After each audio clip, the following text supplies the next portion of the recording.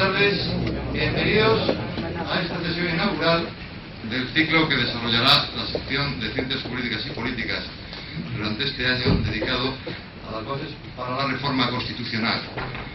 Como sabrán quienes nos han acompañado en alguna otra sesión, este año desarrollamos el eje de trabajo de la sección en dos grandes ciclos: la izquierda del siglo XXI, que comenzó la semana pasada con la participación de José Félix Tezanos, y este que comienza hoy sobre bases para la reforma constitucional, para quien hemos contado, yo creo que con un ponente de excepción en una mesa importante.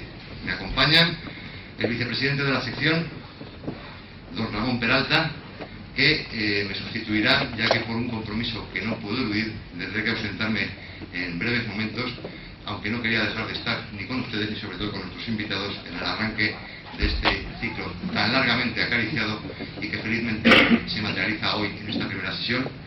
Nos acompaña don Manuel Muela Martín Buitrago, presidente del CIERE, Centro de Investigación y Estudios Republicanos, amigo, veterano colaborador de esta sección, y que en este curso va a tener un papel preponderante en los trabajos de la sección.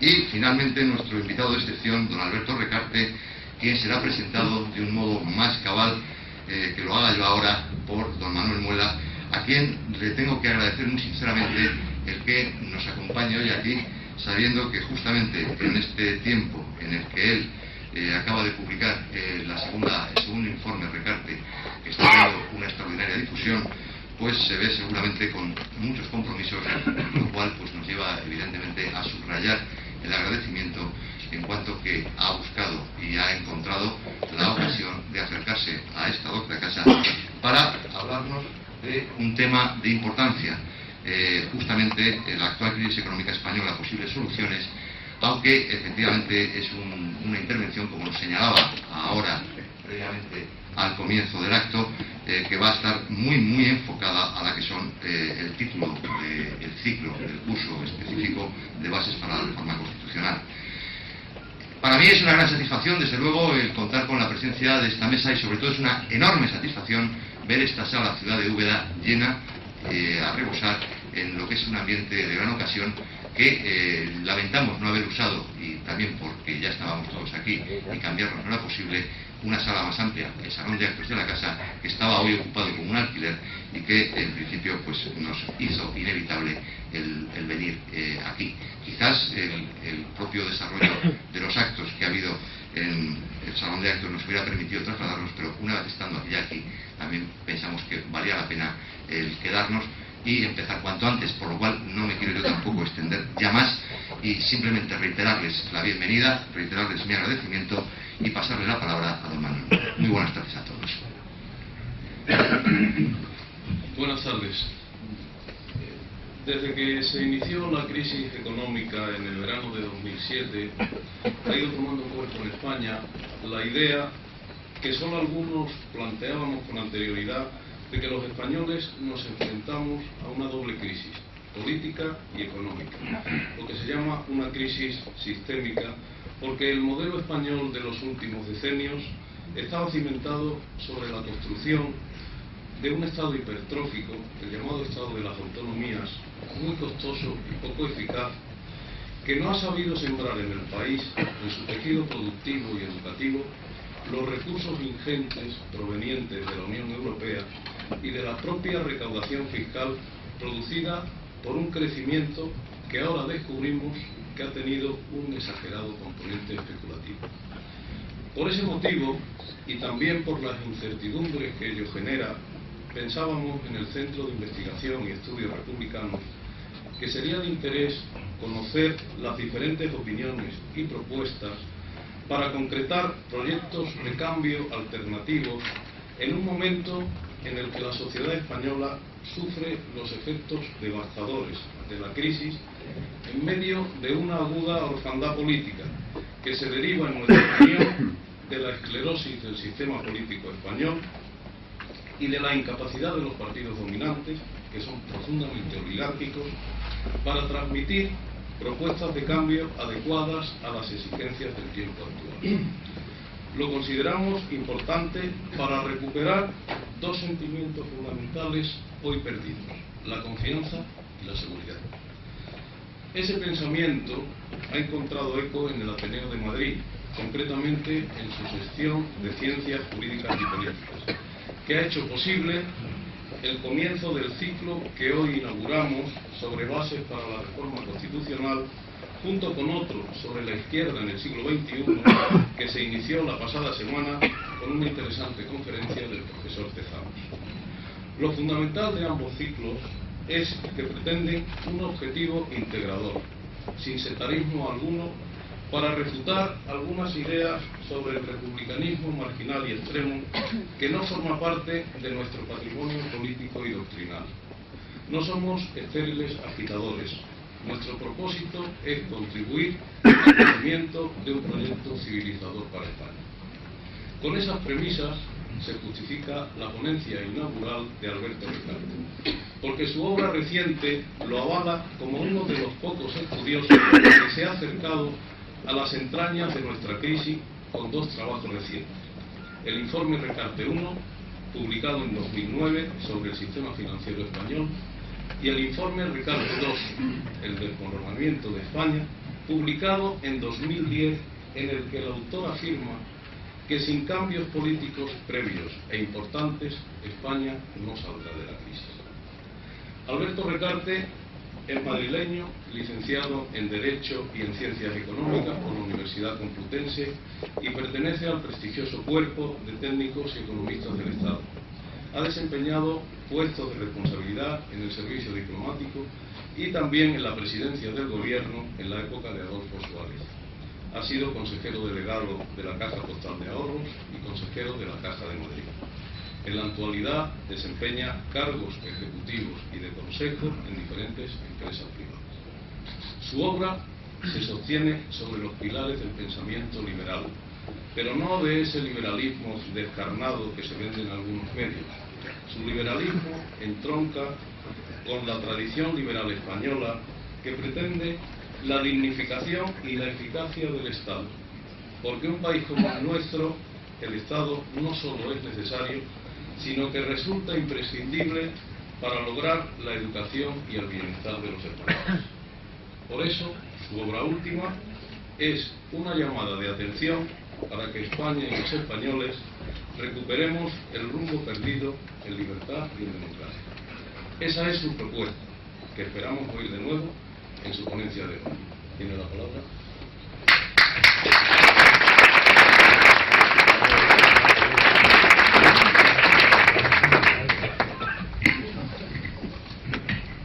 Buenas tardes a todos.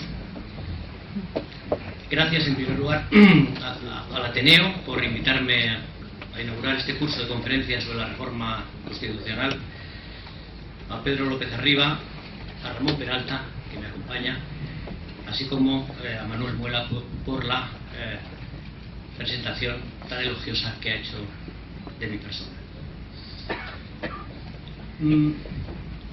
He hecho un escrito muy largo que obviamente no se lo voy a cascar entero, mucho menos. El que le interese, yo creo que a partir de mañana estará publicado en libertaddigital.com y ahí lo podrán analizar, en el cual me meto en muchos más detalles, porque tengo que reconocerles que hablar de los temas constitucionales y constitucionales relacionados con la economía no es mucho menos un tema sencillo, y entiendo que los matices son fundamentales, y los matices, por definición, en una intervención oral muchas veces se pierden. Quiero empezar por hablarles de algo relacionado con la crisis actual, y empiezo diciendo que nadie se llame a engaño, que la política de reformas, que comienza en mayo de 2010, no es la consecuencia de una reflexión del presidente del gobierno, ni del PSOE, el PP, IU o los partidos nacionalistas, sobre la mejor forma de hacer frente a los problemas económicos de España, es decir, el paro y la reducción del número de ocupados. No ha habido una sola iniciativa política para reformar o recortar el gasto y el déficit público que se haya ligado a sus efectos sobre el crecimiento y el aumento del empleo, o a las necesidades de contar con un conjunto de competencias a nivel estatal, al nivel de la Administración Central del Estado, que permitan al Gobierno Nacional influir con una política económica determinada en el futuro económico de España. La actual crisis económica, y doy un salto a la política internacional, hunde sus raíces en la política monetaria de la Reserva Federal, de Greenspan y de Bernanke, imitada, aunque con reticencias, por el Banco Central Europeo y por el resto de los bancos centrales del mundo. La crisis que sufrimos los países periféricos del área euro en este momento no es una crisis nuestra, es una crisis del euro, porque afecta a las economías de los países periféricos, obviamente, y a los sistemas financieros de casi todos los países miembros. La crisis griega, irlandesa y las dificultades de España y de Portugal, y las posibles a mayor plazo de Bélgica, Italia e incluso Francia, no preocupan a los políticos alemanes y franceses porque crean que la unión monetaria funcionaría mejor si los países periféricos superáramos los desequilibrios, sino porque afecta a sus sistemas financieros nacionales.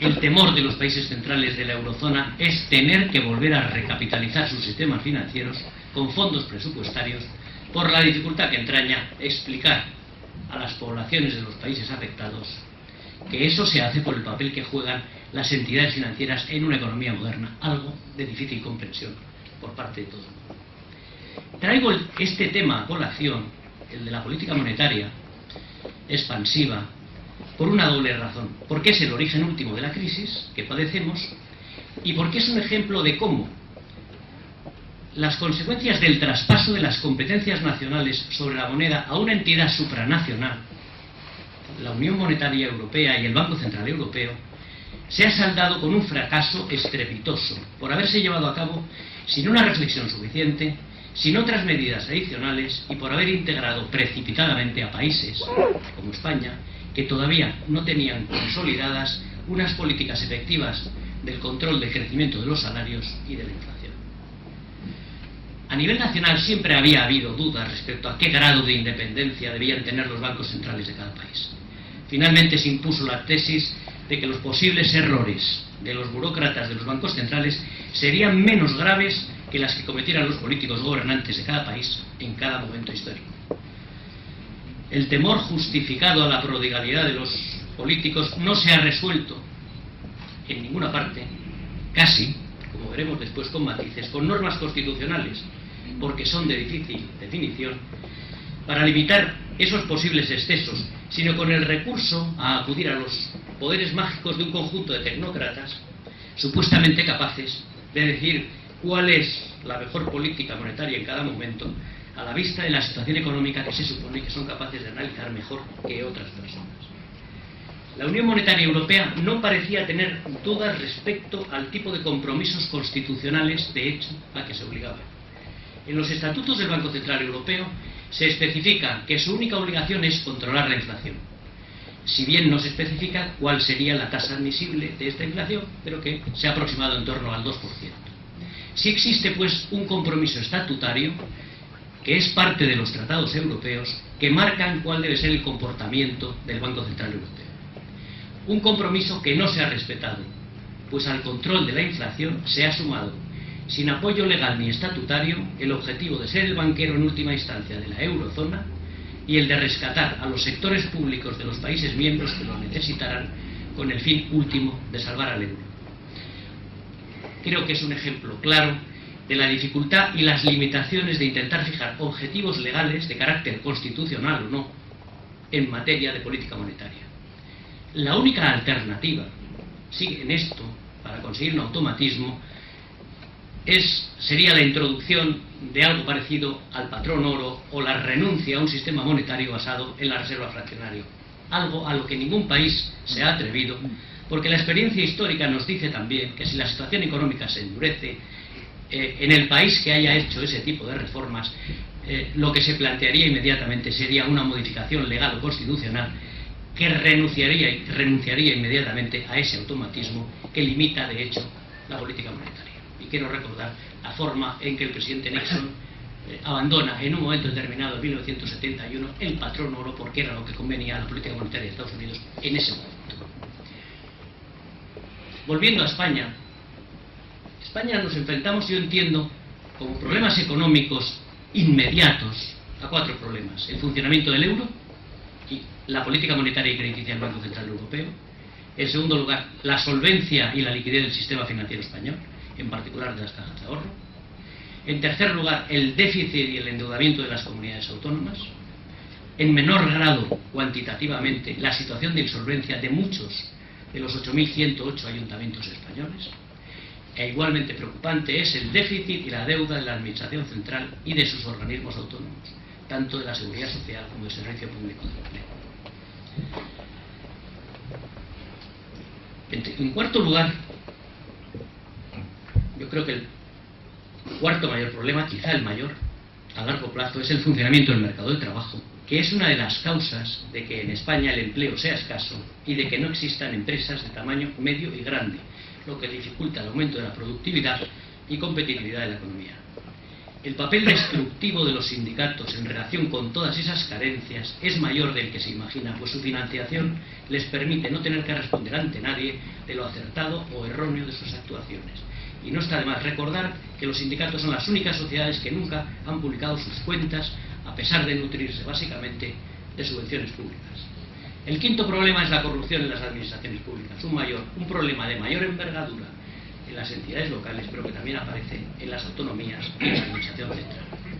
Y finalmente, el gran problema actual es la irresponsabilidad fiscal, que se manifiesta sobre todo en las autonomías, pero también en las entidades locales. En el caso de las autonomías, la irresponsabilidad está alentada por la forma en que se financian, pues entre el 80 y el 90% de sus ingresos son impuestos estatales cedidos total o parcialmente.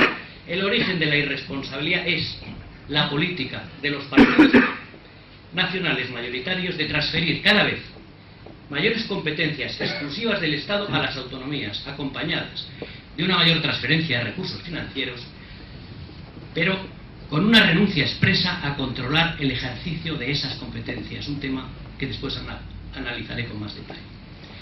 Esa irresponsabilidad, junto con los gravísimos errores del Gobierno nacional, que entre 1908 y 1909 transfirió a las autonomías 25.000 millones de euros más de los que les correspondían, por creer que la recaudación por los impuestos y por su participación en IRPF e IVA iba a ser de ese alcance, sirvieron de acicate para que el conjunto de las autonomías gastaran en 2009, por lo que sabemos, alrededor de 180.000 millones de euros.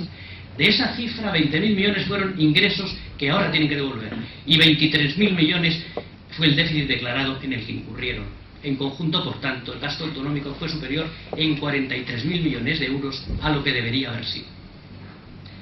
Los compromisos con la Unión Monetaria y el Fondo nos obligan, a través de una serie de cuentas que pueden ustedes comprobar si les interesa, que la única manera de reducir al 3% el PIB en la parte correspondiente a las autonomías sería reducir el gasto nominal de las autonomías de 180.000 millones a 150.000 millones en 2013. Y ya veremos cómo se hace.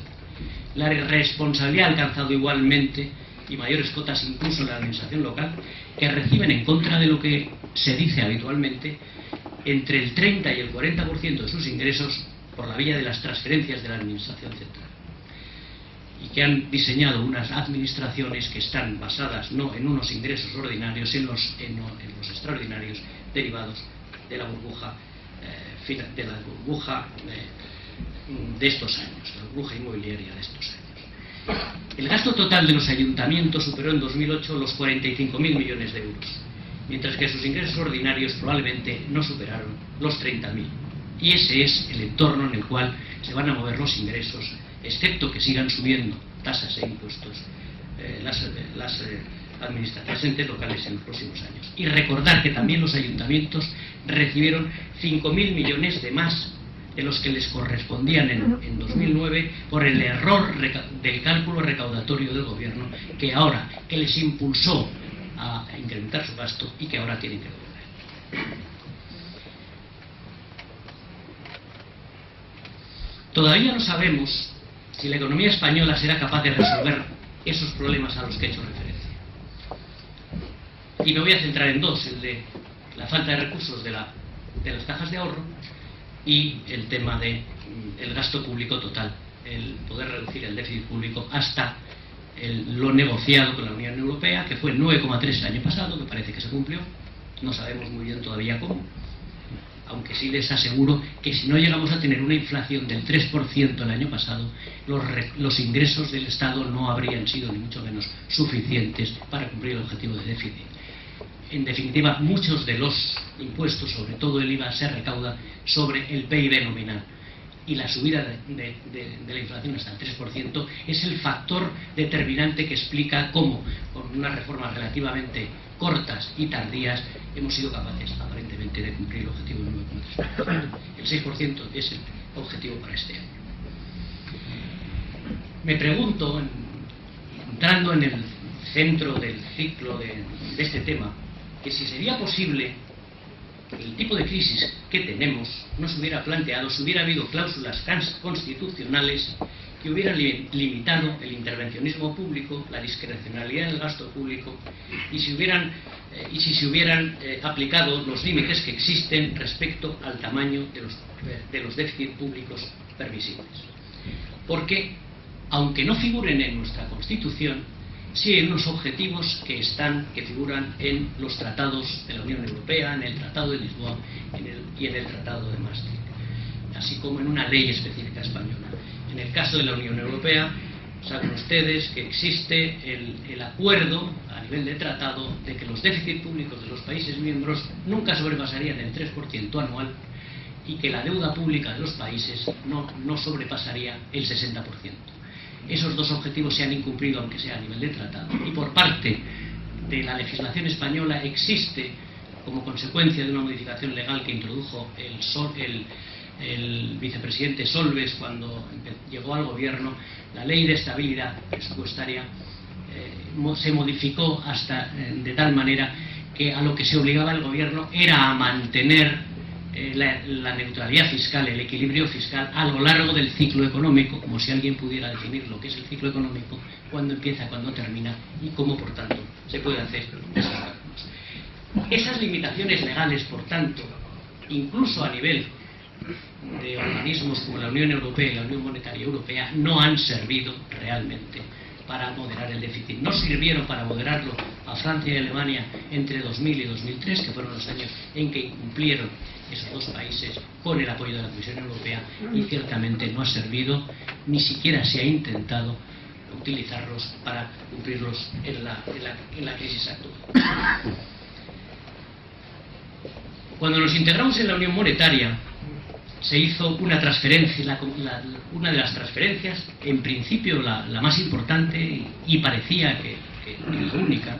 Se hizo una transferencia a la Unión Europea, y es la que aparece en el artículo 149.1, undécima base, que dice, que se refiere textualmente al sistema monetario, divisas, cambio y convertibilidad, bases de la ordenación de crédito, banca y seguros. Para ello se aplicó el artículo 93 de la Constitución, que dice que mediante una ley orgánica se podrá autorizar la celebración de tratados por los que se atribuye a una organización o institución internacional el ejercicio de competencias derivadas de la Constitución.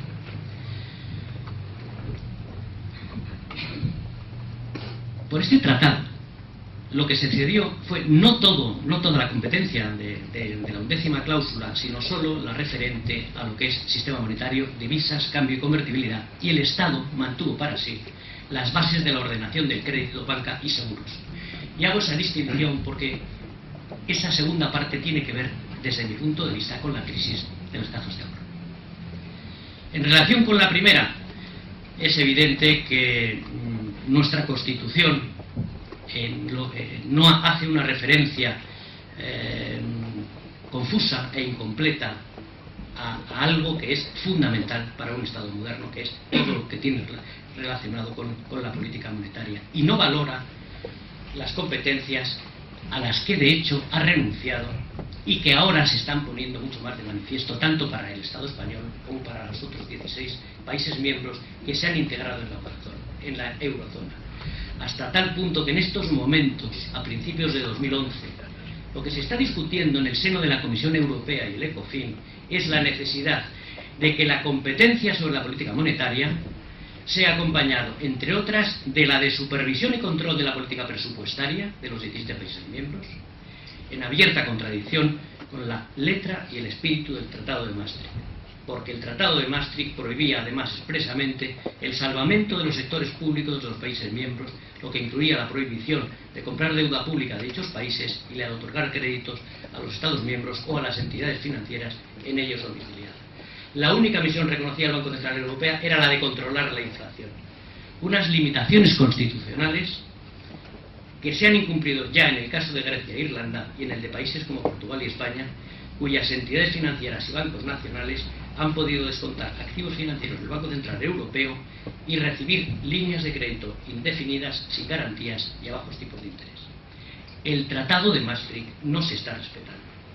Se ha buscado amparo legal en una norma del propio tratado que permite ayudar a los países miembros en caso de catástrofe, pero la letra y el espíritu hacen referencias a causas naturales y no a fenómenos económicos.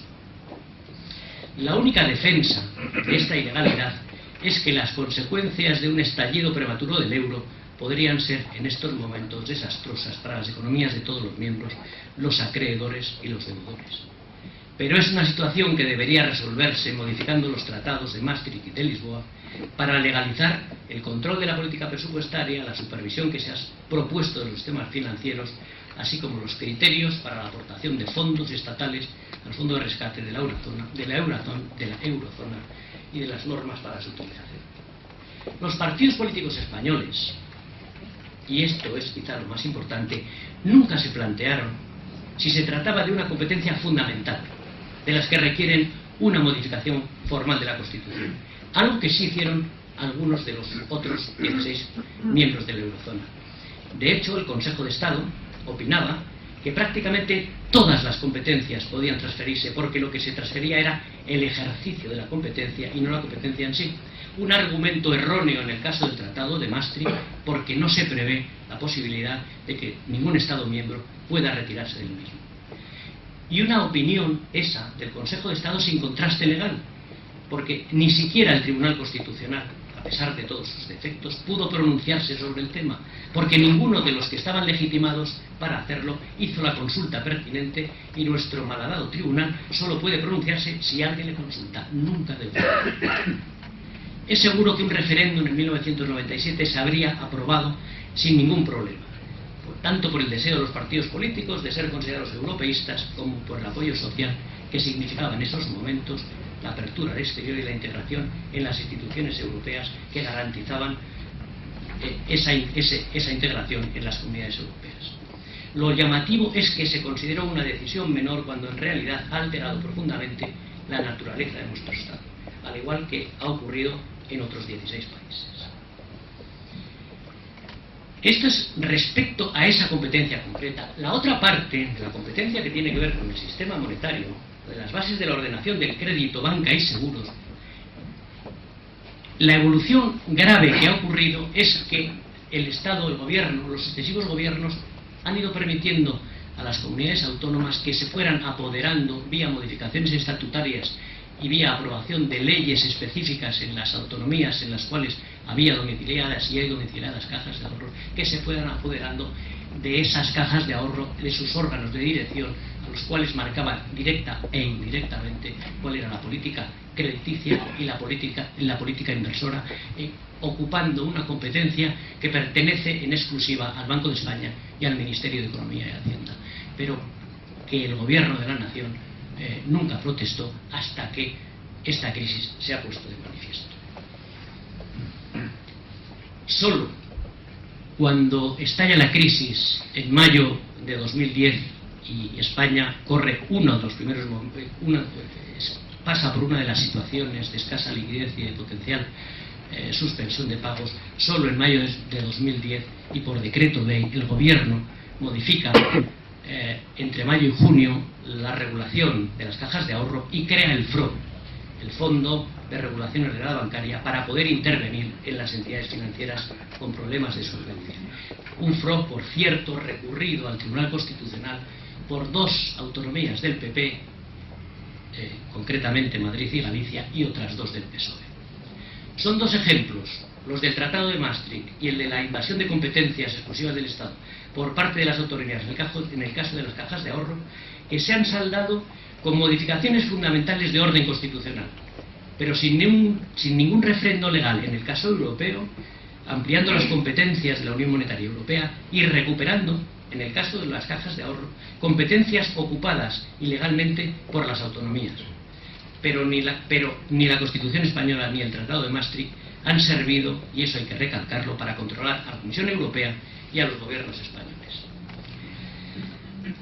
La cuarta parte de mi intervención tiene que ver con los orígenes de las regulaciones económicas y presupuestarias de la Constitución de 1978.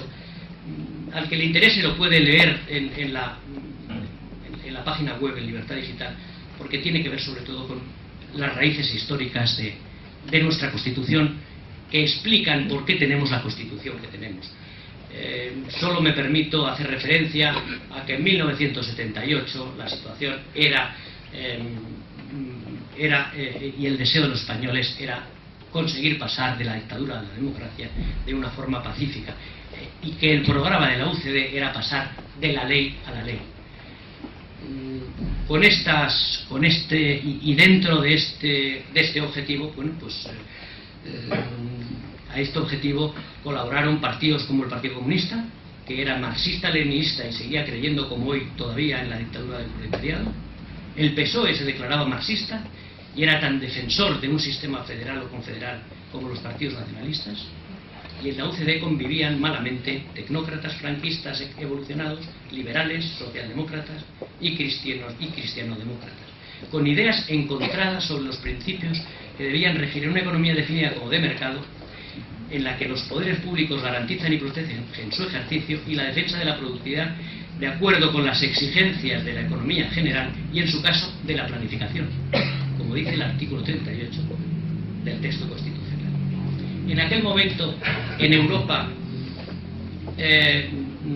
aunque había comenzado la revolución liberal conservadora en el Reino Unido, las políticas dominantes eran las políticas de intervención pública. Eran los años en los que parecía que el socialismo real funcionaba, parecía que el keynesianismo hidráulico podía funcionar. Y quiero recordarles que en nuestro entorno histórico más inmediato, en Portugal, se había producido la revolución de los claveres, una revolución marxista que todavía hoy influye en el no desarrollo, las dificultades de desarrollo de Portugal. Y en Francia gobernaba el primer gobierno de François Mitterrand, creyendo que se podía superar la crisis del petróleo con una política intervencionista de gasto público, de déficit y de endeudamiento. Las enseñanzas de ese fracaso fueron lo que explican la moderación del primer gobierno del PSOE, en el que era ministro de Economía, Miguel Boyer. Pero esta era una sola de las tendencias. Las otras eran los factores diferenciadores, era el peso del renacimiento de los nacionalismos y el peso que se les da en la Constitución. El otro factor era que UCD quería hacer un texto constitucional en el que cupieran todas las sensibilidades, de tal manera que fuera posible planificar la economía, y que los nacionalistas la aprobaran porque tuvieran la posibilidad de lograr la transferencia de competencias exclusivas del Estado. Las concesiones llegaron al extremo de reconocer un sistema fiscal propio para el País Vasco y Navarra, junto con la posibilidad de que el País Vasco absorbiera Navarra. Otro factor presente era la desconfianza en el Poder Judicial, tanto por razones de orden histórico, porque los jueces eran los del franquismo, como por razones ideológicos, porque ni los nacionalistas ni los progresistas del PC ni del PSOE estaban dispuestos a que las disposiciones legales aprobadas por la Cámara, con la mayoría suficiente, fueran interpretadas por otro poder. Para ellos el único poder que debía respetarse era el de las mayorías. Las minorías, en la tradición del socialismo revolucionario y de la religión nacionalista, no tenía derechos. Por eso se limitaron los poderes del Tribunal Supremo, superponiendo a este, por una interpretación del propio Tribunal Constitucional, incluso en cuestiones puramente jurídicas, un Tribunal Constitucional de carácter político, y se permitió en el propio texto constitucional que en el futuro se intensificara el control político sobre los nombramientos de los miembros del Consejo General del Poder Judicial, lo que ocurrió con la primera mayoría absoluta del PSOE. El cuarto factor que influye en la Constitución fue la definición de la democracia española como una monarquía parlamentaria. Una forma de gobierno acorde con, en ese momento, el deseo de la inmensa mayoría de los españoles por el papel del rey en forzar la llegada de la democracia, y que además tranquilizaba a las Fuerzas Armadas, pero una forma de gobierno que sobre todo satisfacía plenamente a los partidos políticos, a los nacionales con posibilidades de gobernar, porque si tenían mayoría suficiente aglutinaban todos los poderes del Estado, y a los nacionalistas, en particular a los nacionalistas catalanes, porque para ellos el rey siempre ha sido la excusa perfecta para conseguir que España se convirtiera en una confederación con un rey desprovisto de poderes como la Unión. Y el quinto factor determinante, que yo creo que es la clave del arco constitucional, es el tipo de Estado que defendían la mayoría de los partidos políticos. Para empezar, se respetó la ley electoral de 1976, preconstitucional, que condiciona la representación parlamentaria de los partidos nacionales y nacionalistas, privando las mayorías en todos los casos sobre la representación de las opciones minoritarias. A los partidos, en definitiva, ha correspondido y sigue correspondiendo la elección de los miembros del Tribunal Constitucional y del Consejo General del Poder Judicial y el contenido de los estatutos de economía regulados en el título octavo de la Constitución. Y aunque los partidos políticos están obligados a mantener constitucionalmente un sistema de democracia interna, esta no se respeta. Y no se respeta porque no existe ningún órgano independiente que pueda exigirla. Junto con los partidos políticos, también a los sindicatos se les reconoce protagonismo constitucional en el hoy incomprensible artículo 131, en el que, además de exponer claramente la posibilidad de planificar la actividad económica general, se dice que el Gobierno elaborará los proyectos de planificación de acuerdo con las previsiones que les sean suministradas por las comunidades autónomas y el asesoramiento y colaboración de los sindicatos y otras organizaciones profesionales, empresariales y económicas. En definitiva, un trasunto del Estado corporativista del franquismo. Los defectos de nuestra Constitución han sido puestos de manifiesto por historiadores, políticos y juristas, pero solo ahora, cuando el Estado español está al borde de la suspensión de pagos, es cuando se ha analizado si el tipo de texto constitucional que tenemos o el tipo de imbricación que tenemos con los tratados europeos deberían ser modificados para evitar que una situación parecida, además de superar esta, una situación parecida a la que hemos pasado, se repita. España se integró en la Comunidad Económica Europea, después Unión Europea, en 1986. Posteriormente se firmaron los tratados de Maastricht y de Lisboa. De tal forma, es algo que no estaba previsto en la Constitución de 1978 y que de hecho modifica todos esos principios a los que he hecho referencia, económicos a los que he hecho referencia. Porque los principios legales que España ha ratificado suponen la aceptación de la economía de mercado, de la libertad de comercio de bienes y servicios, de la de movimiento de personas y de la de capitales, junto con la prohibición de falsear la competencia mediante ayudas del Estado a sectores o empresas sin el visto bueno de la Comisión o si las leyes comunitarias lo permiten. La Unión Europea, por ejemplo, autoriza las ayudas regionales, pero solo de acuerdo con la regulación que de los mismos se hace en la legislación comunitaria, nunca con carácter general ni con discrecionalidad a nivel nacional, como sí lo permite nuestra Constitución. Esta serie de principios, que en gran parte se han reflejado ya en nuestro ordenamiento jurídico ordinario, contradicen una parte sustancial de nuestra Constitución. La integración de la Unión Europea y la Unión Monetaria no permiten la planificación, ni las políticas de desarrollo regional, ni las ayudas públicas a sectores determinados, excepto que lo autoriza la legislación europea. Creo que incluso algunos de los principios que inspiran nuestra legislación laboral son ilegales desde un punto de vista comunitario. No creo que la ultraactividad de los convenios colectivos, ni su aplicación obligatoria a todas las empresas que estén dadas de alta en un sector determinado, sean legales, porque atentan contra la libre competencia al colocar en situación de inferioridad a los empresarios frente a los sindicatos en el primer caso, y porque beneficia a unas empresas frente a otras menos productivas en el segundo. Tampoco se ha revisado constitucionalmente las competencias exclusivas del Estado que aparecen en el artículo 149.1. El Estado español ha renunciado no solo al ejercicio, sino a las competencias, en mi opinión, como tales que aparecen en los apartados segundo, tercero, sexto, noveno, décimo, undécimo, decimotercero, decimoctavo, decimonoveno, el 23 y el 30. Porque España no puede retirarse sin más, por ejemplo, de la Unión Monetaria Europea. Curiosamente, como se indica más adelante, el Gobierno ha utilizado la competencia del artículo 149.1 13º para justificar su decreto ley de mayo de 2010, un artículo que en mi opinión está derogado por nuestra pertenencia a la Unión Europea, que es el que hace referencia a las posibilidades de planificar la economía.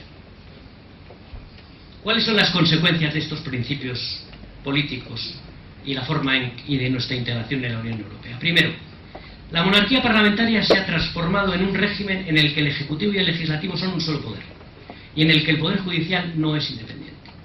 La jefatura del Estado es solo un símbolo. El Tribunal Constitucional decide qué quiere decir la Constitución en función de las circulaciones de los vocales de dicho tribunal. En segundo lugar, los partidos políticos, junto con los sindicatos, han heredado el poder de la clase dirigente del franquismo. Un poder que se revalida en las elecciones democráticas, pero que tiene resortes legales y presupuestarios para hacerse inamovible. Lo más característico de este poder heredado es que ningún representante popular, ni siquiera los senadores, es elegido directamente por la población. El poder no se ejerce como en el franquismo, sin respeto a la democracia y a las libertades, sino a través de un intervencionismo legal que dificulta la actuación independiente, política, social o empresarial de los que tienen opiniones diferentes a los partidos que ocupan el poder en cada momento. En tercer lugar, las autonomías han recibido las transferencias de muchas de las competencias exclusivas del Estado, junto con los recursos suficientes para ejercerlas tal y como preveía la Constitución. La Constitución, porque dice el artículo 150.2 de la Constitución que se podrían transferir competencias exclusivas del Estado, así como los recursos financieros necesarios para ejercitarla, pero dice, en tercer lugar, que el Estado se reservará las formas de control del ejercicio de esas competencias. Y hay una serie de artículos dedicados a cómo el Estado tiene que controlar tanto las competencias exclusivas de las autonomías como las transferencias, como las competencias exclusivas del Estado que hayan sido transferidas a las autonomías. Concretamente, el 150.3 dice que las leyes, que el Estado podrá dictar leyes que establezcan los principios necesarios para armonizar las disposiciones normativas de las comunidades autónomas, aun en el caso de materias atribuidas a la competencia de estas. El 153 dice que en el control de la actividad de los órganos de la comunidad autónoma se ejercerá por el Gobierno, dice uno de los apartados, en el ejercicio de funciones delegadas a que se refiere el apartado 2 del artículo 50, se refiere a las competencias transferidas. Y dice, y por supuesto, habla del Tribunal de Cuentas para el ejercicio del control económico administrativo. El 155 dice que si una comunidad autónoma no cumpliera las obligaciones que la Constitución u otras leyes le impongan, el Gobierno, previo requerimiento al presidente de la comunidad, caso de no ser atendido y con la aprobación por mayoría absoluta del Senado, podrá adoptar las medidas necesarias para obligar al cumplimiento forzoso de dichas obligaciones. El 155.2 dice, para la ejecución de las medidas previstas, el Gobierno podrá dar instrucciones a todas las autoridades de las comunidades autónomas. El 156, las comunidades autónomas gozarán de autonomía financiera para el desarrollo y ejecución de sus competencias, con arreglo a los principios de coordinación con la Hacienda estatal y de solidaridad entre todos los españoles. El 157 enumera cuáles son los recursos con los que pueden hacer frente a sus obligaciones las comunidades autónomas, y el último de ellos se refiere al producto de las operaciones de crédito, y se lo menciono por ser un tema que se está debatiendo en este momento sobre si la comunidad catalana puede o no hacer una emisión de deuda sin contar con el Estado, y en caso de no hacerlo amenazan con la rebelión. Bueno, es decir, me cansaría de citar los artículos que pueden ustedes ver, todos aquellos que permiten y que obligan de hecho al Estado y al Gobierno a controlar el ejercicio de las competencias propias y de las transferidas a las autonomías, pero que desgraciadamente nunca ha dictado ninguna ley hasta el decreto del mes de mayo de este año el Gobierno de la Nación para hacer frente a sus obligaciones. ¿Cómo habría que reformar la Constitución de 1978 desde mi punto de vista? Bueno, los acuerdos con la Unión Europea y la Unión Monetaria han transferido una parte sustancial de las competencias exclusivas del Estado y contradicen en muchos artículos el contenido económico de la Constitución sin que los españoles hayamos votado en referéndum ni el texto constitucional se haya modificado. El Estado ha hecho transferencias de competencias a las comunidades autónomas de tal forma que hoy tiene unas competencias muy reducidas y controla solo alrededor del 20% del gasto público total, sin tener en cuenta el 30% de la seguridad social. Ni las competencias que conserva ni sus posibilidades de gasto le permiten plantearse en estos momentos políticas económicas concretas, ya sean agrarias, industriales, turísticas o de servicios. De hecho, el ajuste obligado el mes de mayo se hizo sobre las partidas de gastos que seguía controlando el Gobierno nacional: el sueldo de los funcionarios, la cuantía de las pensiones y el nivel de inversión de la Administración central. Sería necesario fijar las competencias exclusivas del Estado que no puedan transferirse en ningún caso, así como recuperar algunas necesarias para poder desarrollar una política económica nacional. En tercer lugar, las transferencias de competencias a la Unión Monetaria está arrastrando las de otras que no figuran en los tratados europeos: la política presupuestaria, la supervisión de las entidades financieras y las obligaciones de aportar fondos al Fondo Europeo. La Unión Monetaria se está transformando en un Estado federal, pero sin respaldo constitucional. En cuarto lugar, no se han desarrollado los sistemas de control que la Constitución exige para las competencias transferidas a las autonomías. La propuesta de Mariano Rajoy de poner límites al gasto de las autonomías es una de las formas más tenues de control que permite la Constitución, como hemos tenido ocasión de ver. Una propuesta que incomprensiblemente rechaza el gobierno del PSOE, que en cambio utiliza el artículo que permite planificar la economía nacional para imponerles un cierto control. En quinto lugar, el papel que se reconoce a los sindicatos en la legislación económica y laboral no tiene apoyo constitucional y se produce porque gozan de un apoyo de los partidos, gobernantes o no, que ha creado la ficción de que sus organizaciones son entidades políticas que como tales no pueden ser sometidas a control en sus ingresos y gastos. En sexto lugar, solo los partidos políticos tienen el poder suficiente para reformar la Constitución o para que se apliquen sus normas, tanto en relación con el control de las competencias propiamente autonómicas como de las transferidas. Las reformas en curso, la de control del gasto y el déficit autonómica, la del sistema de cajas de ahorro, la del mercado de trabajo y la de las pensiones, en particular las tres primeras, están acercando a la legislación positiva a lo que se había previsto en la Constitución. Pero esta decisión no se adopta para retomar fundamentos jurídicos más sólidos, sino por la necesidad de no suspender pagos como país y atendiendo a las necesidades que se derivan de nuestra pertenencia al euro.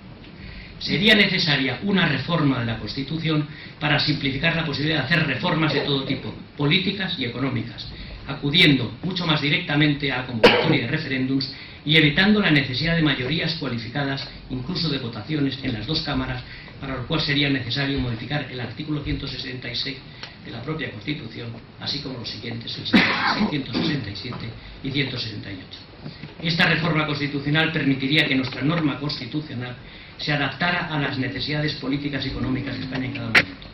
La dificultad para hacerlo es que solo los partidos políticos tienen, según la propia Constitución, capacidad para proponerlo, y que solo si se aprueba por la mayoría cualificada de 2/3 partes del Congreso y la mayoría absoluta del Senado, se podría someter a referéndum un cambio de esa naturaleza en las partes menos comprometidas a la Constitución.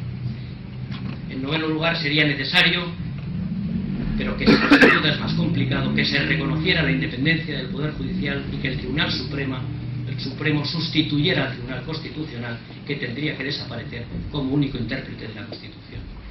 Décimo, aunque no es conveniente llevar muchos otros temas económicos al texto constitucional, hay algunos que sí deberían aparecer, como la prohibición de financiación presupuestaria de los partidos políticos y la de los sindicatos y organizaciones empresariales, así como llevar las competencias exclusivas del Estado revisadas y que no sean transferibles en ningún caso.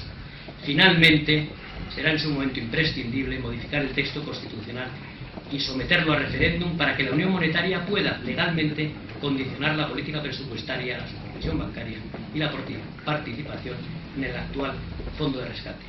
Si este referéndum se celebrara, habría que aprovechar para reformar al menos los artículos de la Constitución que tienen contenido económico y que han sido modificadas, de hecho, por los tratados con la Unión Europea y la Unión Monetaria Europea.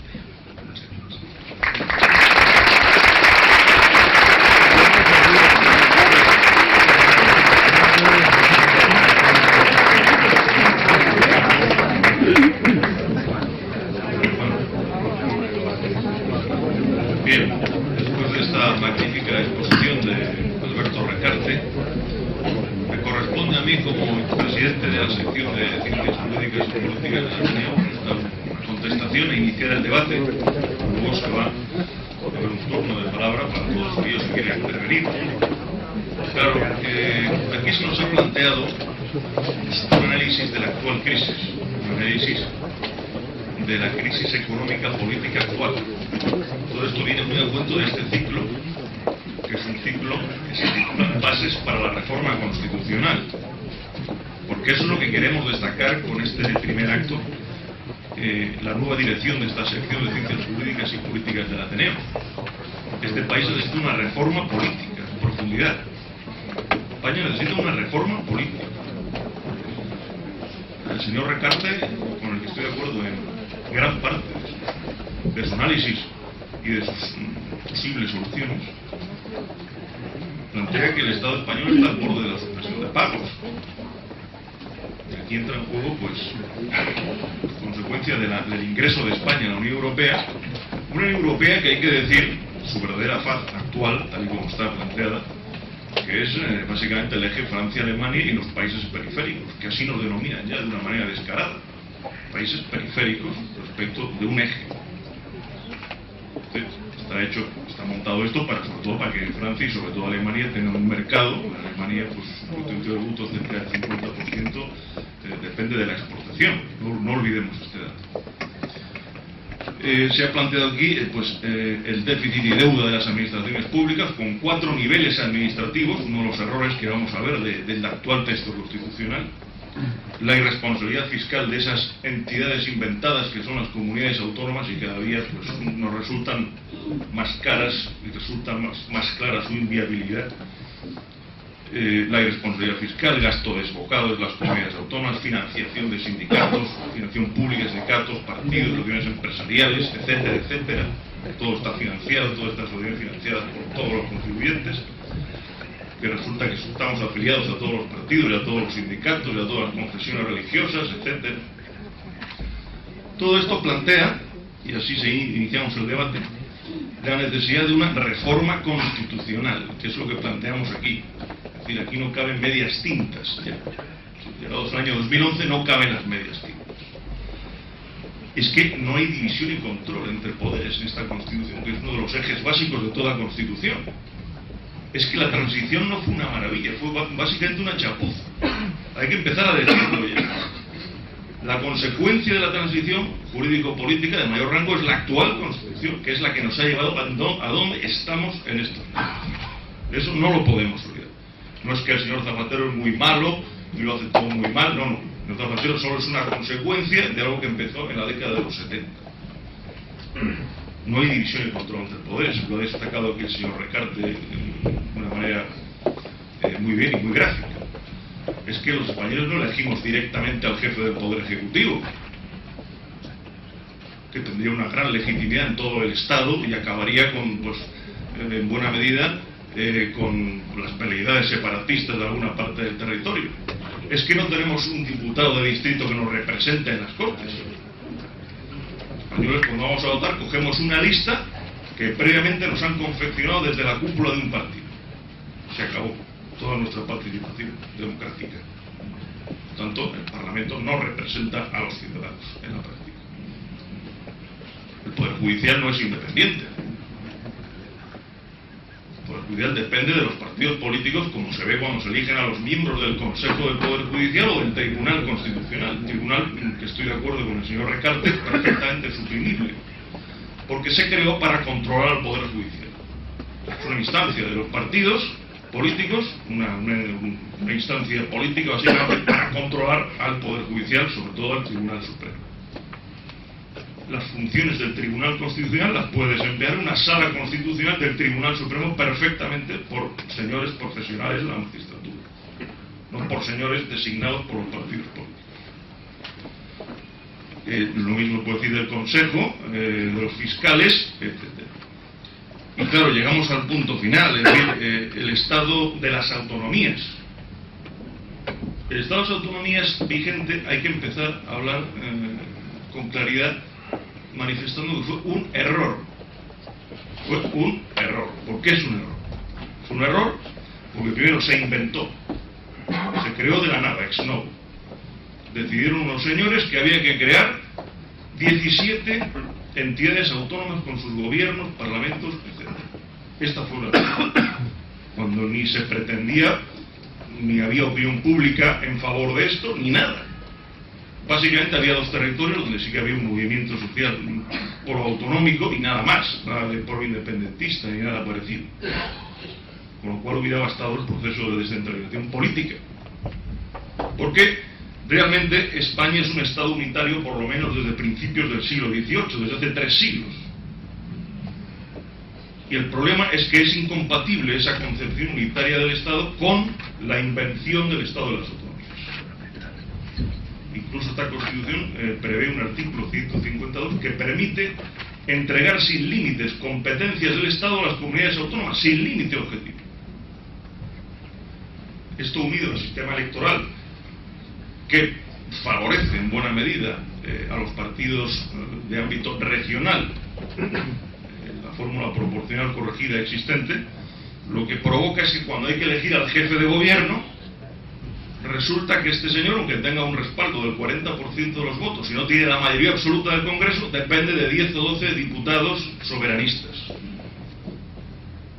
Esta es la realidad de la monarquía parlamentaria, partitocrática, ultrarregionalizada, que ni mucho menos consideramos desde aquí que es el punto de llegada y final de nuestra historia constitucional, ni mucho menos.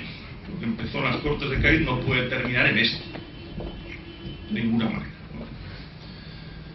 Porque sencillamente los ciudadanos españoles carecemos de libertad política, estamos intervenidos continuamente, tenemos un sistema sindical partitocrático financiado por todos nosotros, que, como dice muy bien el señor Recarte, ha venido a heredar las estructuras políticos sindicales del régimen anterior.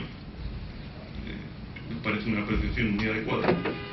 Se está destruyendo la unidad jurídico-política, incluso económica, de la nación española, que es algo que no ha producido Zapatero, que no provoca Zapatero, que provoca la aplicación durante 30 y tantos años del actual texto constitucional, que es la norma fundamental del Estado, y que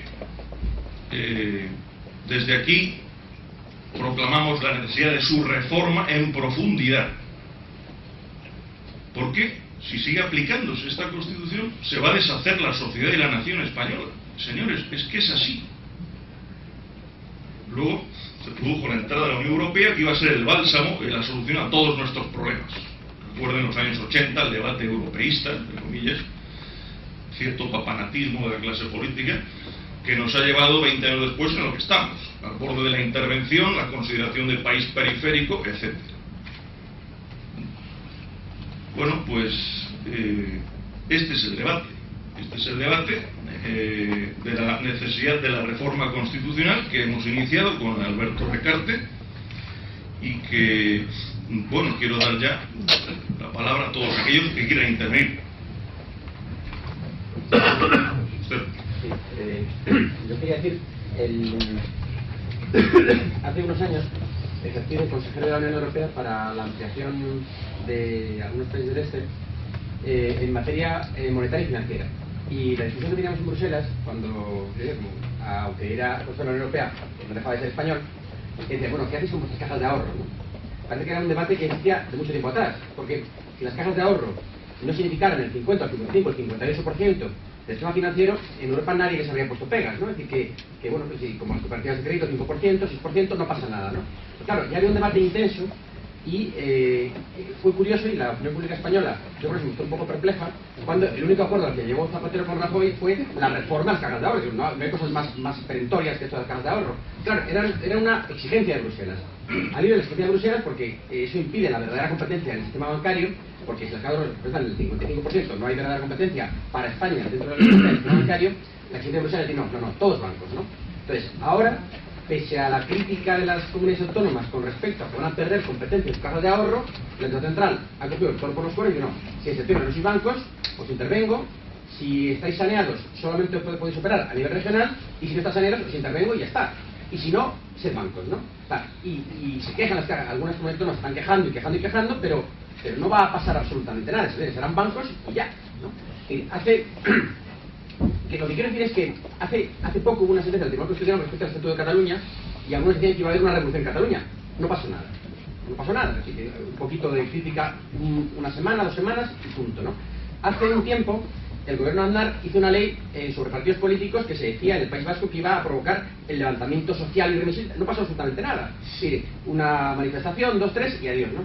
Lo que quiero decir, si realmente se plantea la aplicación pura y simple del 155 o la eliminación de facto, no de jure, del 150.2, porque la eliminación de jure sería realmente una reforma constitucional que no parece que de momento se vaya a plantear.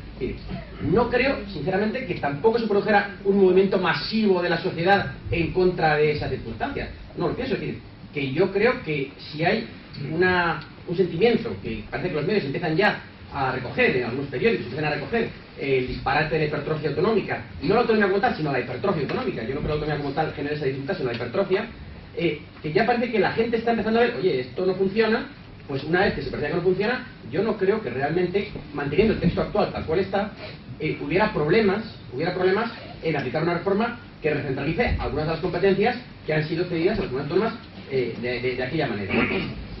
Bueno, yo estoy básicamente de acuerdo. Creo que reacciones sociales a decisiones políticas en este momento en España hay muy pocas. Yo creo que, entre otras cosas, porque vivimos en la confusión todavía de la transformación de España, sin saber muy bien cómo, de una dictadura a una democracia muy peculiar, con una constitución aprobada en un momento especialmente grave, pero que blindada de tal manera que se ha convertido en inamovible. Y yo creo que es una excepción desgraciada, porque lo peor que le puede pasar a una constitución es no poder reformarse, y esta es una constitución que solo la pueden reformar los partidos políticos, y los partidos políticos no la van a reformar porque les dan a ellos todo el poder del Ejecutivo y del Parlamento, mientras que no existe la independencia del Poder Judicial. Y yo creo que eso es lo absolutamente inamovible de esta Constitución.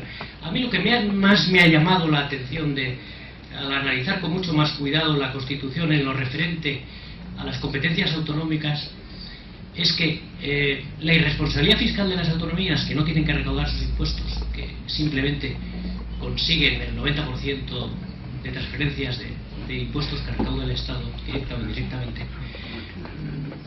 Yo creía que eso obligaba, y lo digo así en el último libro que he publicado, a que las autonomías desarrollaran un sistema fiscal propio para que se vieran obligadas a las competencias que se decidiera que tuvieran que tener, no todas las que tienen en la actualidad, se financiaran por ellas mismas.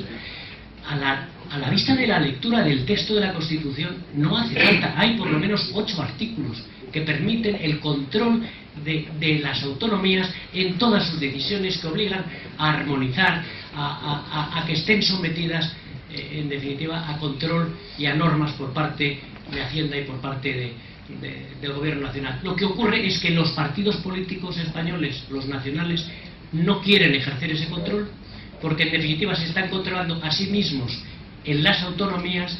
En particular, este es un proceso que yo creo que inicia el PSOE con la forma en que se aprueba el Estatuto de Andalucía, al que se suman encantados, por supuesto, los nacionalistas en autonomías como la catalana y la vasca. Yo creo que hay una incompatibilidad que al final se ha traducido en que las autonomías han gastado el año pasado aproximadamente, probablemente, en 2010 no sabemos, en 2009, 43.000 millones de euros más de lo que han recaudado. Y ahora hay que dar marcha atrás, porque cuando digo que hay que reducir en términos nominales 30.000 millones de euros, de hecho el recorte que tiene que hacer de gastos en políticas concretas es muy superior al que estoy hablando, porque mientras tanto, como su deuda ha aumentado, hay una parte sustancial de sus gastos que tienen que pagarlo en intereses, con lo cual el recorte de gastos de las competencias que ahora mismo tienen transferidas es probablemente del orden de 35.000 o 40.000 millones de euros. Y por eso hay muchas que en este momento están diciendo: yo estoy encantada de devolver, por ejemplo, la competencia en sanidad, porque probablemente el déficit oculto que hay en la sanidad en el conjunto de las autonomías españolas probablemente supera los 10.000 millones de euros. Y bueno, pues, ¿qué quiere que le diga? Tenemos una Constitución que, a pesar de lo inadecuada que es en este momento, no se cumple. y no se cumple porque no hay nadie que pueda exigir el cumplimiento, porque no hay un poder judicial independiente y porque el Tribunal Constitucional es un trasunto de los partidos políticos. Suscribo, por cierto, todo lo que ha dicho de la reforma. Pero hay un problema: ¿quién va a hacer esa reforma? Porque los partidos políticos no van a hacer. Entonces, la única solución es la corrupción.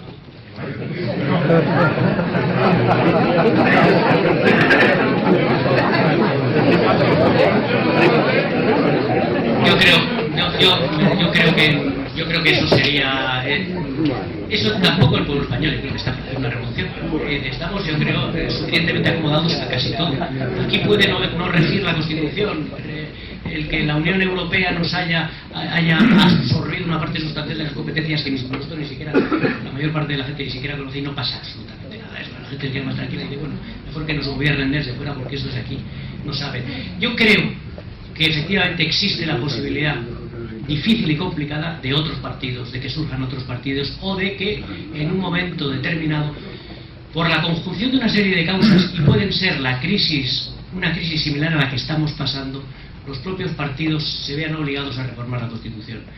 Si los 5 millones de parados que tenemos resulta que no se reducen en los próximos 3, 4 o 5 años porque la economía española es incapaz de crecer, es muy probable que no va a haber un levantamiento popular, pero sí va a haber una situación social tan complicada y una situación financiera tan imposible que obligará al gobierno que en ese momento tenga mayoría parlamentaria a tomar decisiones de todo tipo que tengan que ver con la economía y probablemente también con la política. Es la única esperanza que nos queda.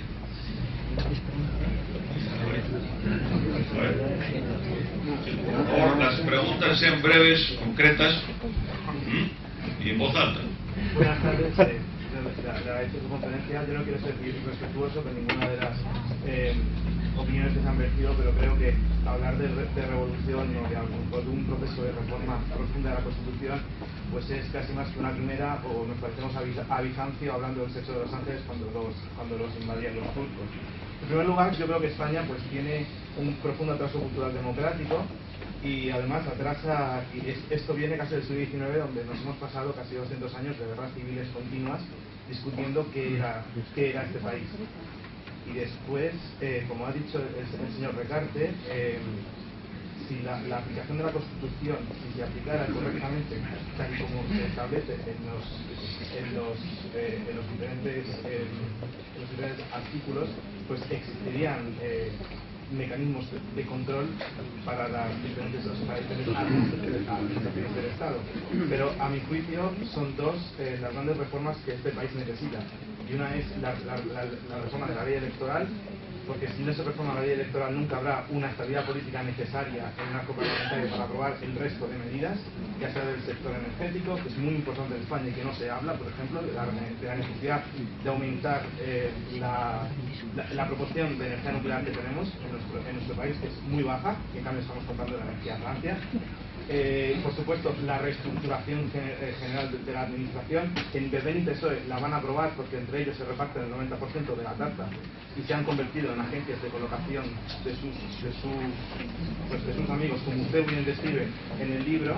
Y por supuesto, la ley general del Poder Judicial pues es una ley que no creo que se vaya a cambiar, puesto como ya usted bien apuntó en el segundo libro, pues el señor Pérez González la aprobó en 1965 y consiste en la absorción del Ejecutivo de los 3 poderes del Estado. Por lo tanto, el cadáver decrépito de Montesquieu se exhibe en el Congreso de los Diputados.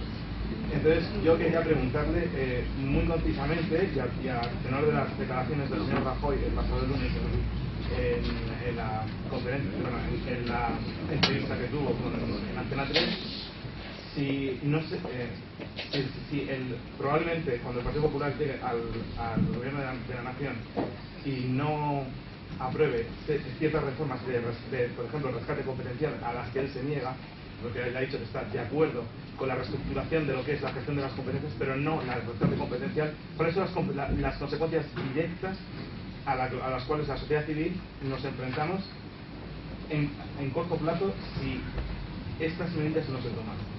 Las principales medidas dentro de los límites que la actual Constitución nos permite.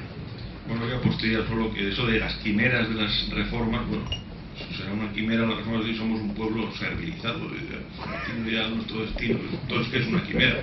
En segundo, echar la culpa a ese complejo de que llevamos 200 años de inestabilidad, bueno, realice usted los 200 últimos de Francia o de Alemania, son pavorosos. O sea, todo eso es de una relatividad que no viene a cuento, no viene a cuento. Bueno, existe una diferencia. En España se queman banderas de España, en donde sea. En Francia usted quema una bandera de España, usted quema una bandera de Francia. A ver qué es lo que ocurre con respecto a la sociedad civil. Desde Perpiñán hasta la frontera con Lille, el sentimiento nacional francés es algo que se palpa en todos sitios. Ni siquiera el regionalismo de Bretaña o de Córcega es comparable al esperpento. Pues entonces habrá que, si quiere usted restaurar el sentimiento nacional, habrá que reformar la Constitución. Bueno, solo en relación con el tema de las reformas que debería cometer el PP, quien va a tener que hacerlas en cualquier caso, excepto que acepte una suspensión de pagos, va a ser el PSOE de Rodríguez Zapatero. No hay tiempo, tenemos hasta las próximas elecciones generales 1 año y 3 meses aproximadamente, 1 año y 4 meses. En esos 16 meses o hacemos todas las reformas, la del sistema financiero, de una manera mucho más decidida que lo que se acaba de anunciar, la del sistema de pensiones, la del sistema de financiación de las autonomías y la del mercado de trabajo, o España se verá abocada en algún momento determinado a suspender pagos, porque tenemos una deuda pública que continúa creciendo y que hay que renovar todos los años. Concretamente este año, entre la nueva deuda pública emitida y la deuda que vence, estamos hablando en total del orden de casi, entre corto y largo plazo, de 200.000 millones de euros.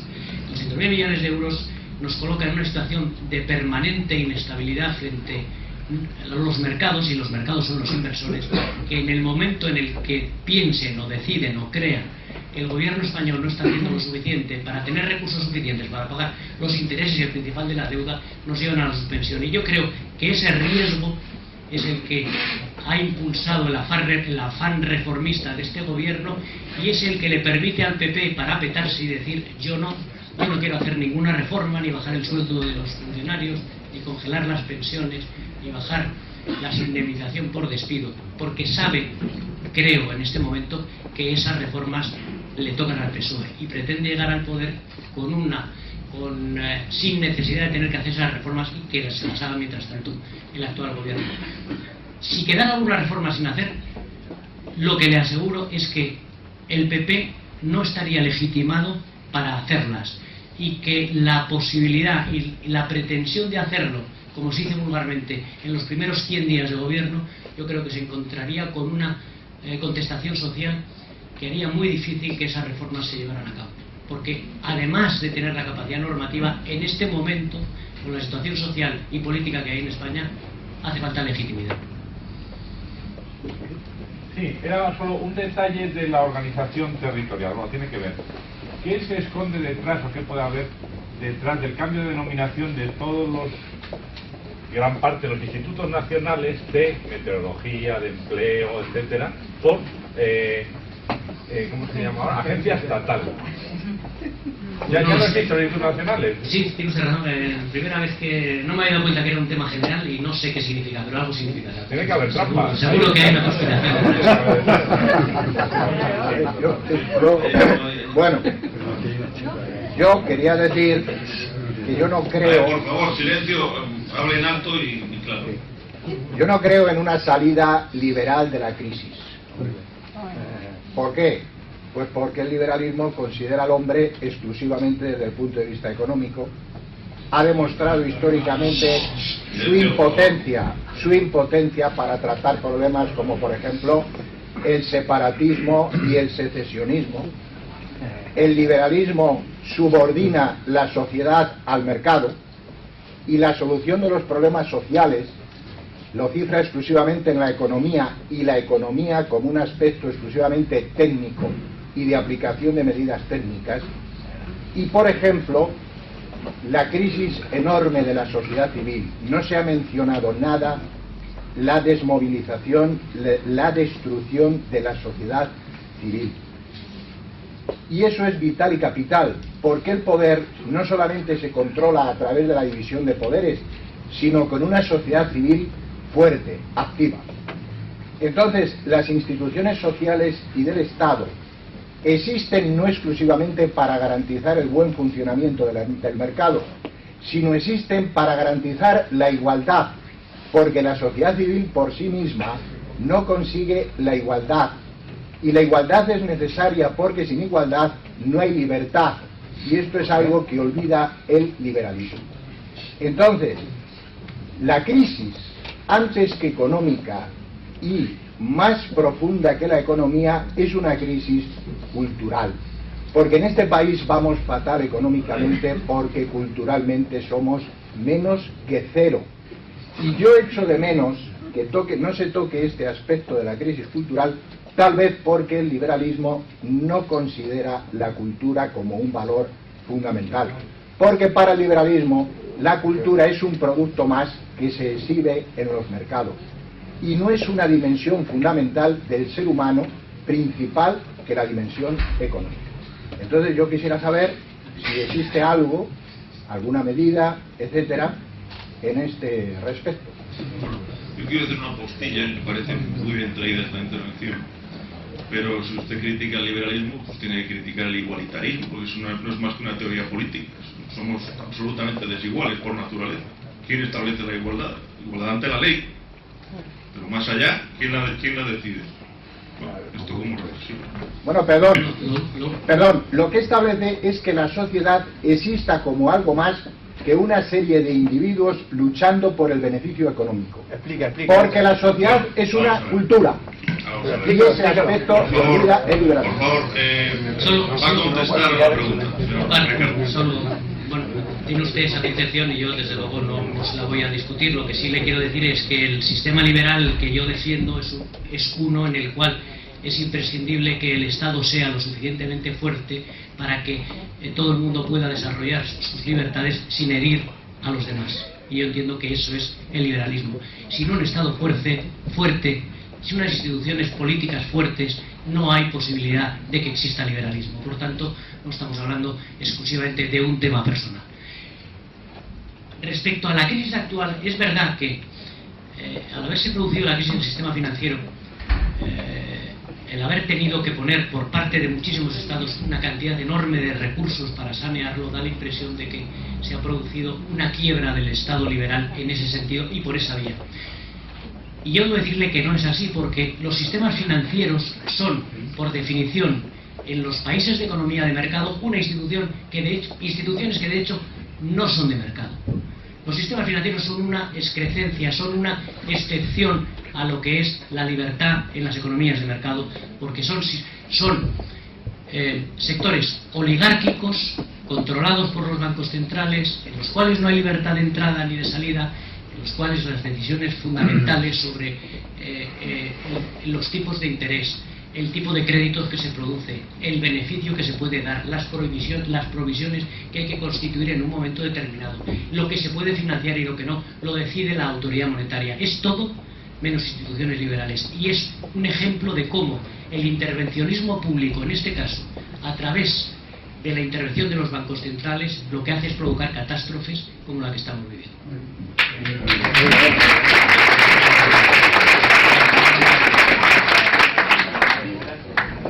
Me gustaría compartir una breve reflexión histórica con ustedes. En primer lugar, ¿se ha pensado alguna vez que ha habido territorios que se han independizado de España después de haberse convertido en autonomías? Y en segundo lugar, ya hubo una monarquía parlamentaria que cayó hace ya casi un siglo, tras funcionar durante décadas bajo una constitución inadecuada. Me refiero con esto a la monarquía de Alfonso XIII. ¿Cuál es la opinión de ustedes acerca de estas dos cuestiones? ¿La cuestión exactamente cuál es? Pues que si se ha pensado que a lo mejor el estado actual de las autonomías puede conducir a la desaparición de España como nación y como Estado. Porque esto no se menciona en casi ningún libro, pero Cuba, Puerto Rico y Guinea Ecuatorial tuvieron su régimen de autonomía previamente a la separación de España. Mire, como decía Ramón Peralta, yo creo interpretar las palabras que he dicho anteriormente, la historia no se ha terminado, y aquí tampoco.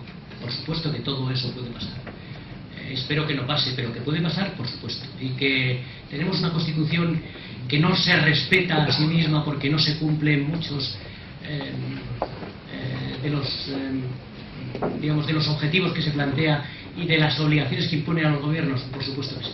Pero ¿qué quiere que le diga? Hoy hay unas declaraciones del señor Pujol, expresidente de la General, diciendo que bueno, que ya lleva 20 años luchando y que ya era hora de decir lo que de verdad piensa, que es el momento de la independencia. Digo, bueno, que diga lo que quiera. No tiene la menor importancia tampoco lo que diga el señor Pujol. Los nacionalistas no son nadie, creo. Y estoy convencido de que, al igual que, bueno, que es muy difícil aplicar la Constitución, les va a resultar igualmente difícil a cualquiera que pretenda, digamos, saltarse la norma constitucional en esos temas tan importantes. Creo que en este momento también es imposible. Bueno, si ese señor le apoya a la mayoría de los catalanes, como ha mostrado las últimas elecciones, no es lo que... No entiendo. Bueno. Perdón, yo quiero contestarle muy brevemente. Yo le voy a dar un dato objetivo. El Estado de Autonomías actual se diseñó para integrar a los nacionalistas del País Vasco y Cataluña, sectores que había que era la mitad, ni siquiera era mayoritario. ¿Cuál ha sido el efecto? Que ha provocado nuevos nacionalismos en 15 territorios y no ha satisfecho a los de los dos que ahora quieren la independencia. Este es el error evidente, objetivo del diseño del café parado. Sí, señor Recarte, vamos a ver. En relación a usted ha tocado diferentes puntos, que es el objeto de la conferencia, necesarios para una reforma. Hay uno que lo ha apuntado. Yo me permito recordarle la conferencia, la entrevista que hicieron en un medio de comunicación a don Manuel Pizarro, cuando la periodista le preguntó, don Manuel Pizarro, antes de ser lanzado al ostracismo por el partido que lo había recuperado del empresariado, cuando le pregunta a usted, señor Pizarro, ¿cuál cree que es la principal reforma que debe hacerse en España? Seguro que la mayoría de los que estábamos esperando era una contestación desde un punto de vista empresarial, económico. Su respuesta, si la recuerda, fue: la primera y más importante reforma que debe hacerse en España es la de la Administración de Justicia. Yo le pregunto, ¿usted cree realmente, yo lo pienso así, que la reforma de la Administración de Justicia, con una justicia que sea realmente independiente en todos sus estamentos de los poderes políticos y que además tenga medios, no sería un paso fundamental, y esto está dentro de lo que es la Constitución, no sería un paso fundamental para todas las demás reformas? Muchas gracias. Yo creo que es la reforma fundamental, la más importante de todas. Yo empezaría con la reforma del título 10º de la Constitución, que habla de la manera en que se puede plantear una reforma de la Constitución, porque a menos que se modifique ese título, el sistema, en este caso concreto, que exige el artículo 166, me parece que es para reformar este tema, que es los que pertenecen a la parte básica de la Constitución, requiere la aprobación de los 3/5, si no recuerdo mal, de cada una de las cámaras. Primero la presentación por parte del Gobierno, la aprobación de 3/5 por parte la presentación por parte del Gobierno de un proyecto de modificación, la aprobación de 3/5 cada una de las cámaras, la disolución de las cámaras, unas nuevas elecciones con exclusivamente ese tema, bueno, además de otros que pudieran presentarse, la de los 2/3, y posteriormente que esa reforma sea ratificada en referéndum y que además sea vuelta a ratificar por las cámaras. Es decir, es imposible realmente, pero una vez, si eso se reforma, y yo creo que se puede reformar simplemente con la mayoría de 2/3 en el Congreso y la mayoría absoluta en el Senado y referéndum, yo entraría, por supuesto, en el tema de la reforma de la justicia, que me parece el tema más importante de todos, tanto por sus repercusiones en la libertad política como en la ejecución económica de España. Acaba de manifestar el señor Recarte la dificultad material, formal, quiero decir, de reformar la Constitución y la política de la no disposición de los partidos dominantes a dar este paso. Se ha hablado hace poco aquí de revolución, entendido revolución social, y se ha producido un murmullo que quisiera contribuir de algún modo a disiparlo. está existiendo en este momento, y quienes utilizan el Internet y los emails pueden comprobarlo, que se habla claramente en ellos por mucha gente de revolución social, y está completada a lo que ya muchos, y aquí se ha dicho antes, llaman sociedad civil, es decir, grupos de ciudadanos no políticos ni politizados que quieren que España salga de este marasmo. Eso se llama sociedad civil, y hay muchos grupos en marcha y hay que poner atención a la posible incorporación a ellos. En este Ateneo, el 17 de noviembre, hubo una importante reunión de estos grupos del orden de 40 y tantos foros aquí para esta cuestión. De modo que no debe extrañarnos, porque es lo que ha pasado básicamente en un país como Estados Unidos, que es esencialmente conservador. Estaba precisamente hablando de la revolución de que usted, señor Navasa, antes manifestaba aquí como posible. El Tea Party ha sido una revolución, y aquí se puede producir, aunque no le gusta nada ni al partido, llamemos conservador de derecha, ni a la izquierda, no les gusta, y es posible según nuestra ley electoral, porque en la ley electoral un 5% en cualquier parte se puede constituir en agrupación electoral independiente. Claro que no tiene ninguna ayuda económica ni televisión que le apoye, pero es posible. ¿Para qué servirían esas sociedades civiles? Precisamente para poner las líneas rojas a los partidos que no puedan sobrepasar. Y voy ya a las posibles preguntas. ¿No sería posible, y sugiero al ponente, de que un camino intermedio, quizá movido por esta sociedad civil de la que hablo, donde se utilice, ante una imposibilidad de reformar la Constitución, el camino de reformar la ley electoral? Porque la ley electoral, en contra de lo que mucha gente piensa, se puede reformar sin reformar la Constitución, y ahí empezar con las listas abiertas y algunas otras medidas de las que aquí se ha hablado. Se puede hacer, lo permite la ley sin reformar la Constitución. Esa sería mi primera pregunta. Y la segunda, amigo Recarte, Alberto, ¿por dónde tendría que empezar el Estado a recuperar competencias? ¿En qué áreas cedidas? ¿En qué? Señalando, por ejemplo, las 3 primeras áreas de interés. Bueno, respecto a lo de la sociedad civil, hace falta líderes que encabecen ese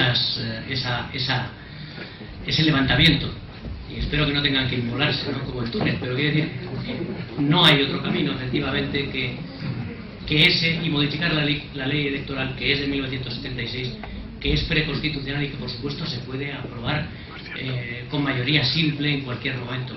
En cualquier caso lo tendrían que aprobar el partido mayoritario o el que tuviera la mayoría de los diputados en el Congreso. Por ahí habría que pasar en cualquier caso.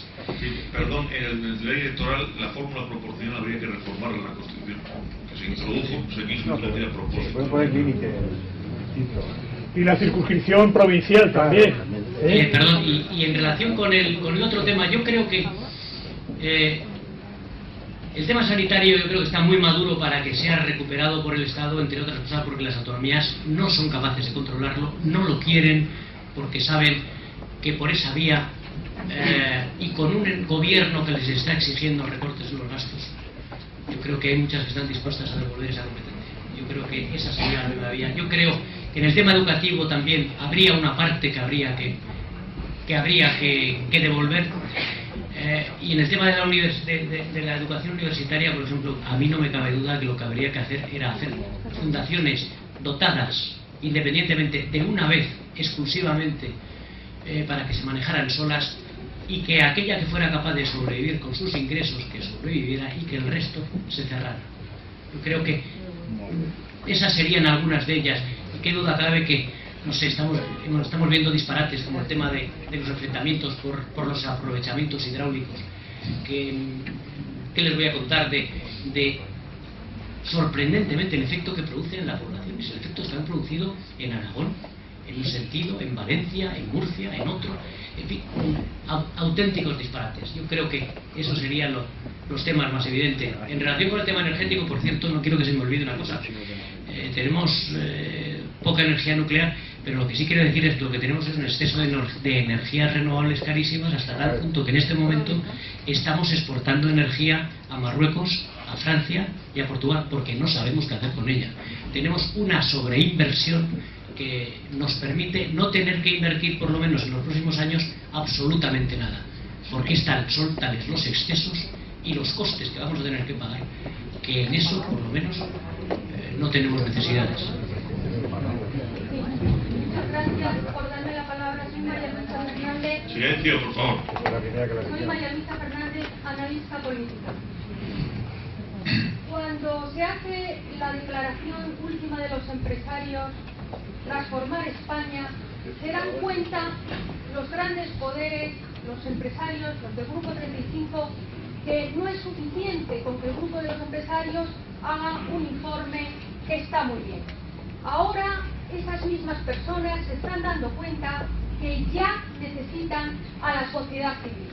Yo he estado escuchando las diferentes tendencias hasta que se me ha dado la palabra.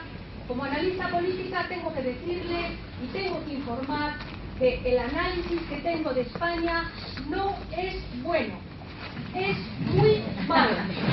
A partir de aquí,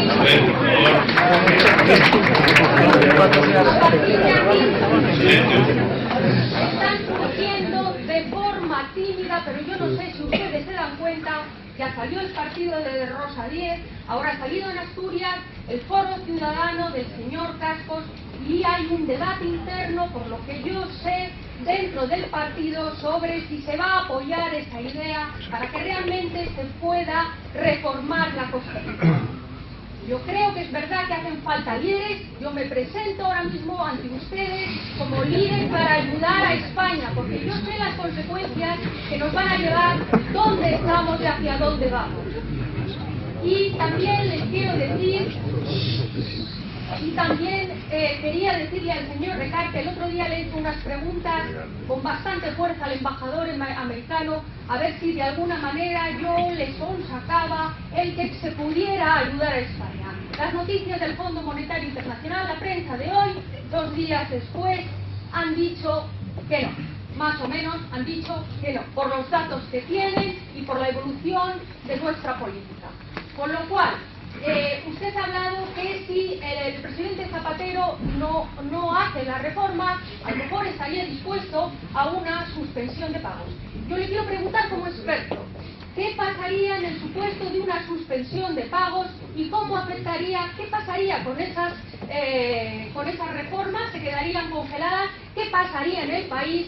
¿Cómo considera usted que debería la sociedad civil incorporarse a ese proceso nuevo que surgiría? Muchas gracias. Lo peor que le puede pasar a España es entrar en una suspensión de pagos. Los países a los que tienen la desgracia de que les ocurra, lo primero que sufren es una salida de capitales internos que hace inviable la continuación de todo tipo de políticas crediticias por parte del sistema financiero. La experiencia en Grecia es que todos los griegos tienen 2 cuentas, una en Grecia para vivir o sobrevivir y otra en Alemania para mantener sus ahorros por si acaso, aunque la Unión Europea garantice la libertad de movimientos de capital. En Grecia no hay crédito y la consecuencia de las reformas que está imponiendo la Unión Europea y el Fondo Monetario Internacional es que se están efectivamente normalizando situaciones absurdas, pero lo que no se está consiguiendo es devolver la confianza a la mayor parte de las instituciones, a las personas, a las familias y a las empresas. Yo creo que si España tuviera la desgracia de entrar en suspensión de pagos, tendríamos una restricción del crédito muy superior a la que existe actualmente, que desencadenaría una suspensión de pagos en cadenas de muchísimas empresas y una pérdida de empleo que yo me atrevo a cifrar en al menos 1 millón de personas. Yo creo que es la peor de las situaciones, porque además las reformas hay que hacerlas, tienen que hacerlas lógicamente aquellos que saben lo que hay que reformar.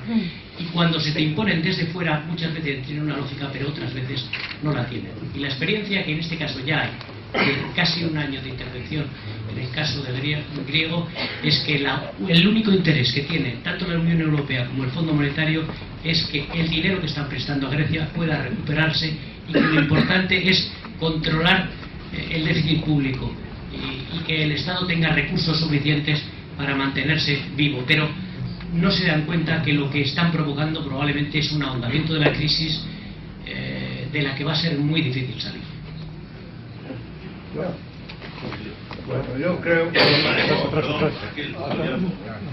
Sí. No.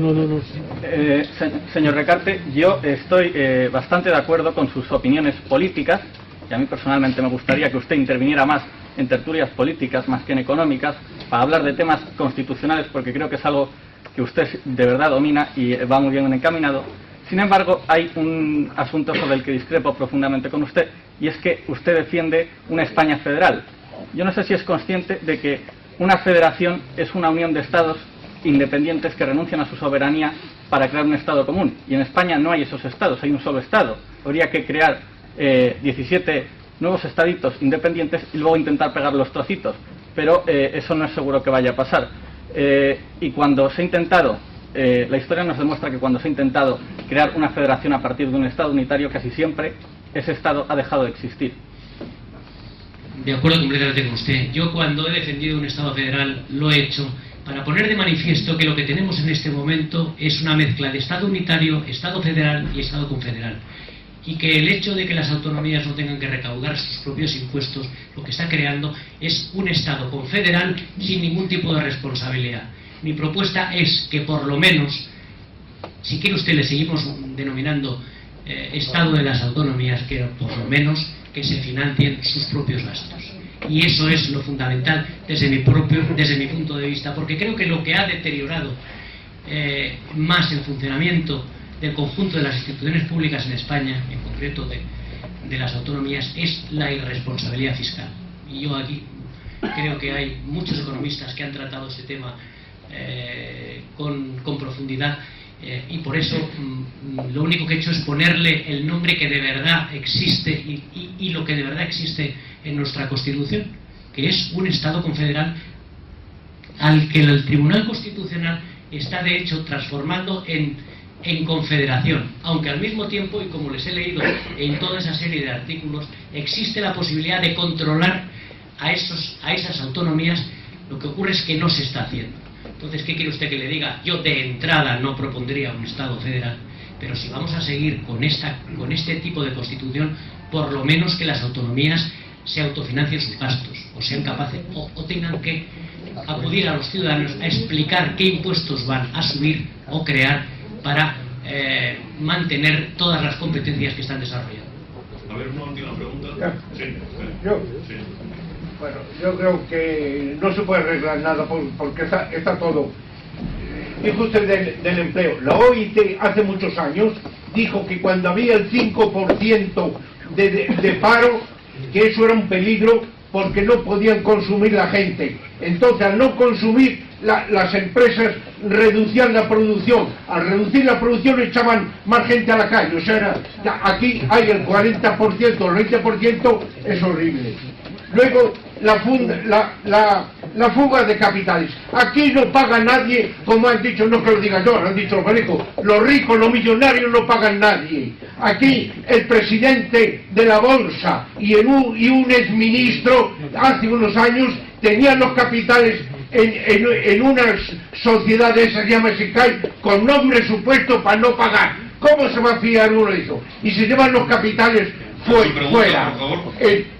Aquí han dicho el disco de Leicester, los alemanes y los franceses que tenían millones allí, les han metido una multa. Y aquí se han callado y no se han atrevido a poner los nombres. Cuando Franco, en la dictadura, en la Unión salió que tenían los españoles allí y en el boletín oficial salió la lista de ellos y les pusieron una multa. Luego, claro, la globalización para las empresas, para que se las lleven fuera, las empresas, como la Guillé, que ganaba aquí dinero en Sevilla y se la llevó a Hungría porque allí pagan menos. Y esto se lo dije yo a un alto cargo, Digo, bueno, si se llevan el dinero y la globalización, pues también el destierro. Y me dice, no, es que eso no puede ser. O sea, para llevarse el dinero, para eso sí democracia, y el destierro, para eso no. Y luego, los sueldos, y como han dicho, usted lo sabrá, un político suizo que ha escrito, es la banca la que ha robado y lo ha robado. Ha robado y esta es la gran crisis. Aquí, la construcción,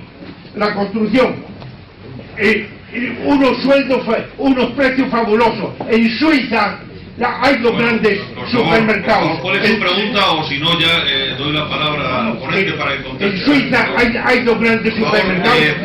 Vale ya, por favor. Silencio. Bueno, ¿qué quiere que le diga? Que en España los impuestos los paga básicamente la clase media, por supuesto. Que básicamente es un tema de, básicamente a través de retenciones, a través de nóminas, por supuesto. Y eso el Estado efectivamente no ha sido capaz de controlarlo. Y dentro de lo que es la Unión Europea y con el sistema de libertades que existen, al final lo que ocurre es que el tipo de impuestos que nosotros podemos tener a nivel personal tiene que ser muy parecidos a los que existan en otros países. Y son otros países los que nos marcan el techo, el nivel de impuestos. Por eso la única manera de recaudar lógica para evitar que todo recaiga en la clase media es la subida de la imposición indirecta, que digamos que afecta a todos, pero afecta más al que más consume, que es el caso del IVA.